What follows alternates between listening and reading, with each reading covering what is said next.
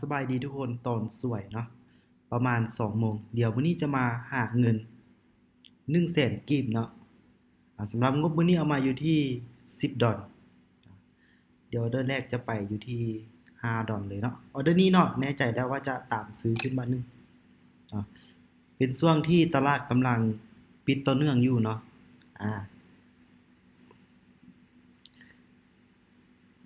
ปัจจุบันนี้ถือว่ากระดานเทรดเนาะ Bittrex เป็นกระดานเทรดหนึ่งเนาะที่ว่าน่าเทรดได้ทุกคนนะเพราะว่าราคาเนาะไปตามราคาของ BTC ในเบื้องซ้ายมือเลยเนาะเดี๋ยวเราจะมาเทรดสร้างกำไรไปนำกันเนาะจาก100,000กีบโอ้ได้ไหมที่1เลยเนาะถือว่ามี TP มาอยู่ที่7จ้ำ75เนาะก็ถือว่าครบจำนวน100,000กีบเนาะเดี๋ยวจะประเทศไปเนาะจากอีกจาก2ออเดอร์เนาะเดี๋ยวจะแบ่งครึ่งเนาะกำไรไปเลย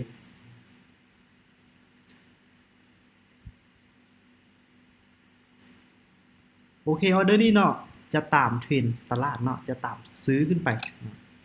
ทุกออเดอร์ทุกคนเนาะต้องได้บริหารทุนตัวเองให้มันชัดเจนเนาะเพราะว่าทุกออเดอร์มีได้มีเสียตัวอย่างมีทุนอยู่$100เนาะเราจะมีวิธีการบริหารทุนแบบใดเพื่อให้ตัวเองสร้างกำไรได้เนาะเอากับบริหารทุนมารู้นำกันออเดอร์นี้เนาะว่าจะสามารถผลักดันราคาขึ้นได้บ่มื้อนี้เนาะตัวเปรียบเทียบราคาก็คือทางเบื้องซ้ายมือเลยเนาะขึ้นบ่โอเควินไปเนาะเป็นออเดอร์ที่2ตอนนี้มี TP มาอยู่ที่$7.31แล้วเนาะ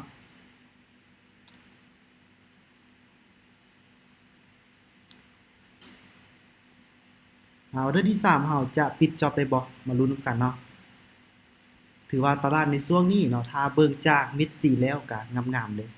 ออเดอร์นี้จะตามออเดอร์บายขึ้นเนาะทุกออเดอร์เนาะออดจะบ่มั่นใจแต่ว่าจะใช้เทคนิคการเปรียบเทียบราคาแล้วก็เบิ่งแนวโน้มที่ว่าจะเป็นไปได้บ่เนาะพร้อมกับบริหารต้นทุนของเราให้ดีเนาะโอเคตอนนี้ออดก็มีกำไรอยู่ที่$5เนาะก็ประมาณ100,000กีบหรือว่าแสนปลายน้อยนึงนี่ล่ะถ้าบ่วินออเดอร์นี้ก็เก็บ TP แล้วก็หยุดเลยเนาะขึ้นได้บ่อีกหน่อยนึงได้บ่หน่อยนึงวูบโอ้โหได้เนาะทุกคนเนาะถือว่าเราเทรดมา3ออเดอร์ติดเนาะถือว่าได้มา$9 9.5เนาะถ้าตีเฉลี่ยเป็นเงินกีบก็ประมาณ200,000กีบทุกคนตั้งเป้าหมายไว้อยู่ที่100,000เนาะได้มาอยู่ที่200,000สุดท้ายนี้เนาะทุกคนเนาะถ้าหากว่าจะศึกษาเทรดเนาะอยากสร้างรายได้กับการเทรดเนาะPlatform Bittrex ก็เป็นอีก1แพลตฟอร์มเนาะที่ว่าสามารถศึกษาแล้วก็หาเงินได้เนาะขอเพียงเราศึกษาให้มันเข้าใจ